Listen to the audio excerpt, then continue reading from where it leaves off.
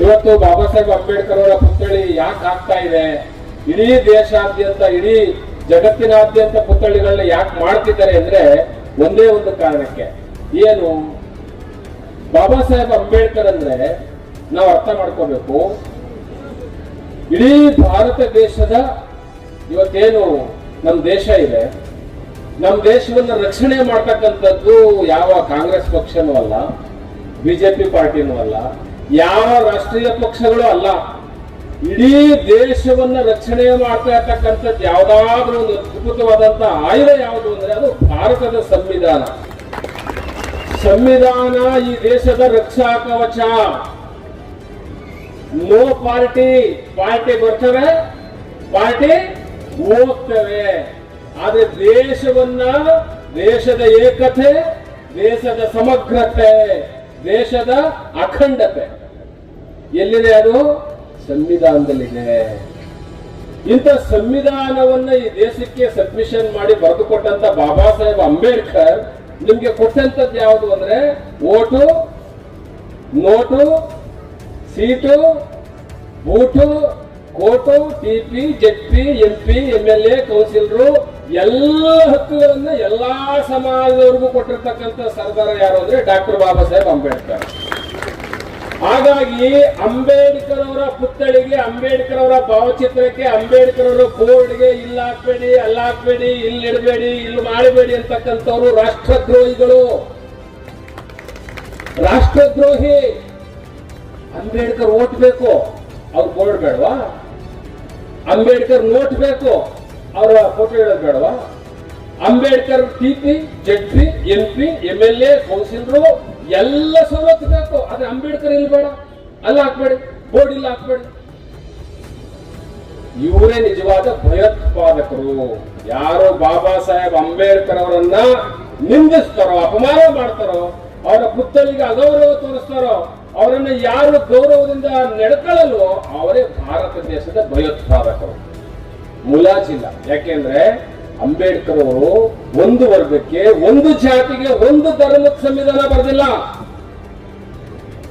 ಅಂಬೇಡ್ಕರ್ ಅವರು ಕೊಟ್ಟಿರ್ತಕ್ಕಂಥ reservation policy, economical policy, industrial policy, labour policy, financial policy, irrigation policy,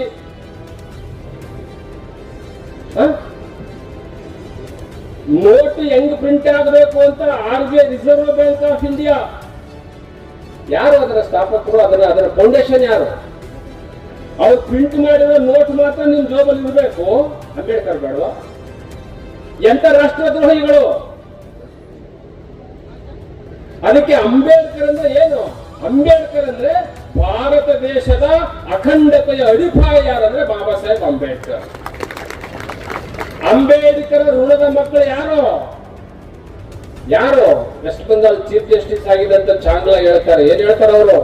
Bharat ದೇಶದ ಪ್ರತಿಯೊಬ್ಬ ಪ್ರಜೆ ಬೆಳಿಗ್ಗೆ ಎದ್ದು ಸಂಜೆ ತನಕ ಅವ್ನು ಏನೆಲ್ಲ ಉಣ್ತಾನೋ, ಏನೆಲ್ಲ ತಿಂತಾನೋ, ಏನೆಲ್ಲ ಬಟ್ಟೆ ಹಾಕೊಳ್ತಾನೋ, ಎಲ್ಲೆಲ್ಲ ಎಲ್ಲಾ ಕಡೆ ಸ್ವತಂತ್ರವಾಗಿ ತಿರುಗಾಡ್ಕೊಂಡು ಬಂದು ಮತ್ತೆ ಮನೆಗೆ ಸೇರ್ಕೊಂಡು ಬೋಲ್ಟ್ ಹಾಕೊಂಡು ಮಲಿಕೊಳ್ತಾನಲ್ಲ, ಅಲ್ಲಿವರೆಗೂ ಅಧಿಕಾರ ಕೊಟ್ಟವ್ರು ಯಾರು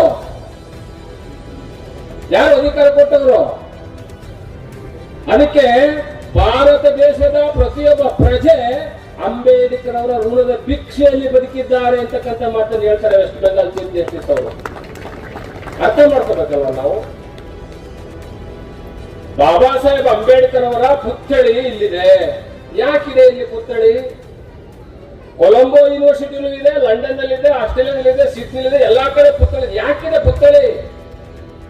ಬಾಬಾ ಸಾಹೇಬ್ ಅಂಬೇಡ್ಕರ್ 18 ತಾಸುಗಳು ಓದ್ತಾ ಇದ್ರು.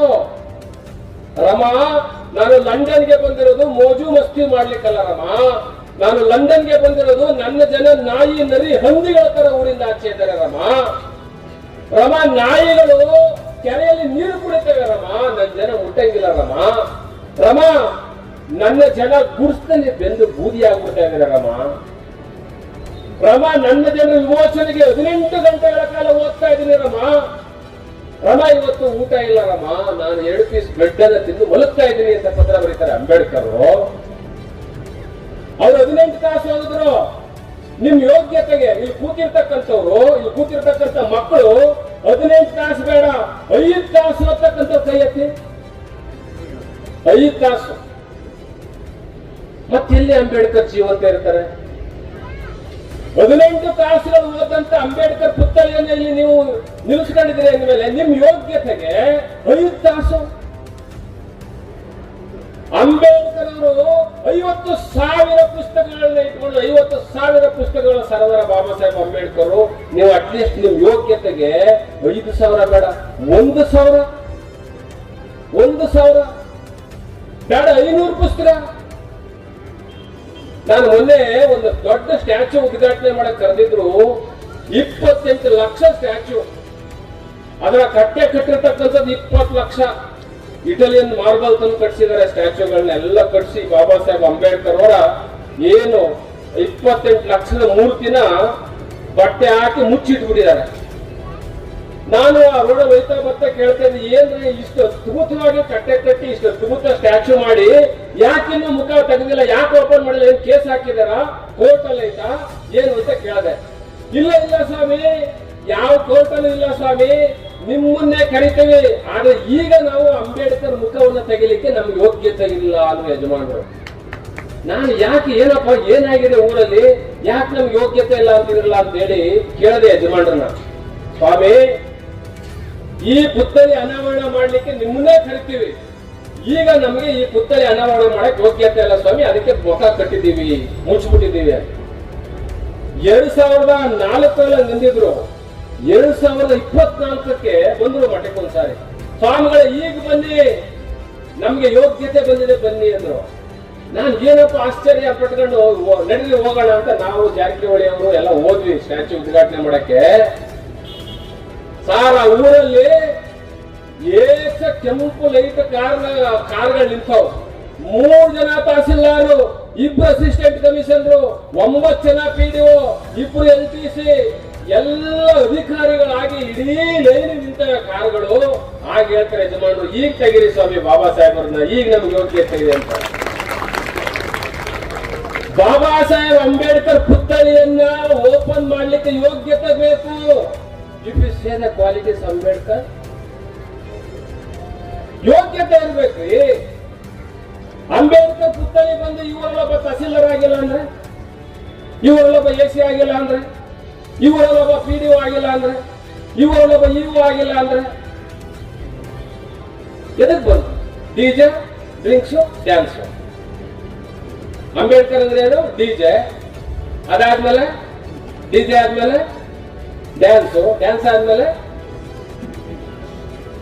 ಇದು ಬಾಬಾ ಸಾಹೇಬ್ ಅಂಬೇಡ್ಕರ್ಗೆ ಮಾಡ್ತಕ್ಕಂಥ ಮಹಾದ್ರೋಹ. ಅದಕ್ಕೆ ನೀವು ಯಾರು ಉದ್ಧಾರ ಆಗಿಲ್ಲ.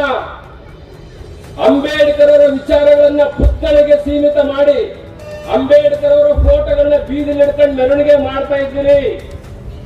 ನೀವು ಅಂಬೇಡ್ಕರ್ ಅವರ ಫೋಟೋವನ್ನ ಮೆರವಣಿಗೆಯನ್ನ ಬೀದಿಲು ಮಾಡ್ತಾ ಇದ್ದೀರಿ. ಹಾಗೆ ಸಂವಿಧಾನ ಓದ್ಕೊಂಡವರು ರಾಜ್ಯಾಂಗ, ಕಾರ್ಯಾಂಗ, ಶಾಸಕಾಂಗದ ಮೇಲೆ ಕೂತಿದ್ದಾರೆ. ಇದ ಅಂಬೇಡ್ಕರ್ ಹೇಳಿದ್ ನಿಮ್ಗೆ. ಅಂಬೇಡ್ಕರ್ ಫೋಟೋ ಇಟ್ಕೊಂಡು ಬೀದಿಲಿ ನಿಂತಿದ್ದೀರಿ ಭಿಕಾರಿಗಳ ತರ.